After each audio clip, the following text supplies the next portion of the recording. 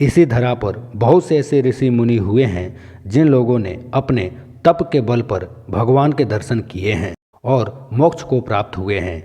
लेकिन हम में से काफ़ी लोगों ने भगवान का साक्षात्कार नहीं किया है। लेकिन सूर्य और चंद्रमा को हर व्यक्ति ने देखा है। ज्योतिष में सूर्य और चंद्रमा दोनों ही ग्रह माने गए हैं, जबकि वर्तमान समय का विज्ञान कहता है कि चंद्रमा पृथ्वी का उपग्रह है। ज्योतिष शास्त्र में 9 ग्रहों में सूर्य को राजा और चंद्रमा को रानी व मन का कारक माना गया है। विज्ञान भी मानता है कि सूर्य के बिना जीवन की कल्पना नहीं की जा सकती। वेदों में सूर्य को जगत की आत्मा कहा गया है। सूर्य से ही धरती पर जीवन संभव है और इसलिए वैदिक काल से ही भारत में सूर्य की उपासना का चलन रहा है। वेदों की ऋचाओं में अनेक स्थानों पर सूर्य देव की स्तुति की गई है।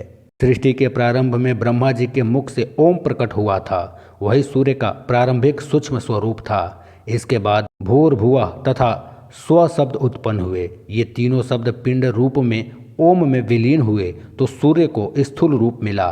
सृष्टि के प्रारंभ में उत्पन्न होने से इसका नाम आदित्य पड़ा। सूर्यदेव के जन्म की यह कथा भी काफी प्रचलित है। इसके अनुसार ब्रह्मा जी के पुत्र मरीचि और मरीचि के पुत्र महर्षि कश्यप थे। इनका विवाह हुआ प्रजापति दक्ष की कन्या दिति और अदिति से। दिति से दैत्य पैदा हुए और अदिति से देवता पैदा हुए, जो हमेशा आपस में लड़ते रहते थे। इसे देखकर देव माता अदिति बहुत दुखी हुई। वह सूर्यदेव की उपासना करने लगी। उनकी तपस्या से सूर्यदेव प्रसन्न हुए और पुत्र रूप में जन्म लेने का वरदान दिया। कुछ समय बाद उन्हें गर्भधारण हुआ। गर्भधारण करने के बाद ही अदिति कठोर उपवास करती रहती थी, जिस कारण उनका स्वास्थ्य काफ़ी दुर्बल रहने लगा था। महर्षि कश्यप इससे बहुत चिंतित हुए और उन्हें समझाने का प्रयास किया कि संतान के लिए उनका ऐसा करना ठीक नहीं होगा। मगर अदिति ने उन्हें समझाया कि हमारी संतान को कुछ नहीं हो सकता, ये स्वयं सूर्य स्वरूप हैं। समय आने पर उनके गर्भ से तेजस्वी बालक ने जन्म लिया, जो देवताओं के नायक बने और बाद में असुरों का संहार किया। अदिति के गर्भ से जन्म लेने के कारण इन्हें आदित्य कहा गया।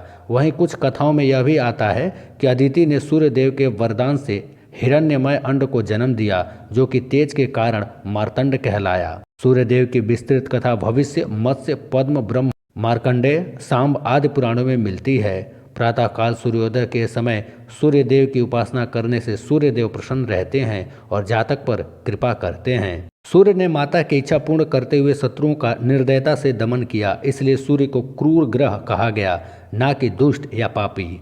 सूर्य की जन्मभूमि कलिंग देश, गोत्र कश्यप और जाति ब्राह्मण है। सूर्य गुड़ की बलि से, गूगल धूप से, रक्त चंदन से, अर्क की समिधा से, कमल पुष्प से प्रसन्न होते हैं। सूर्य के रथ में केवल एक पहिया है। 7 अलग अलग रंग के तेजस्वी घोड़े उसे खींचते हैं और उनका सारथी लंगड़ा है। मार्ग निरालंब है। घोड़े की कलाम की जगह सांपों की रस्सी है। श्रीमद् भागवत पुराण के अनुसार सूर्य के रथ का एक चक्र संवत्सर कहलाता है। इसमें मास रूपी 12 आरे होते हैं। ऋतु रूप में 6 नेमिषा हैं। 3 चौमासे रूप नाभि हैं। रस रथ की धुरी का एक सिरा मेरु पर्वत की चोटी पर है और दूसरा मानसरोवर पर्वत पर।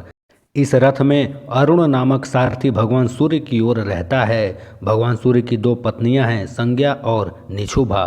संज्ञा के सुरेणु, रागी, दौ, द्वाष्ट्री एवं प्रभा आदि अनेक नाम हैं तथा छाया का ही दूसरा नाम निशुभा है। संज्ञा विश्वकर्मा त्वष्टा की पुत्री हैं। भगवान सूर्य को संज्ञा से वैवस्वत, मनु, यम, यमुना, अश्विनी, कुमार, द्वय और रैवंत तथा छाया से शनि, तप्ती, विष्टि और सावर्णी, मनु, ये 10 संतानें हुई। सूर्य सिंह राशि के स्वामी हैं। इनकी महादशा 6 वर्ष की होती है।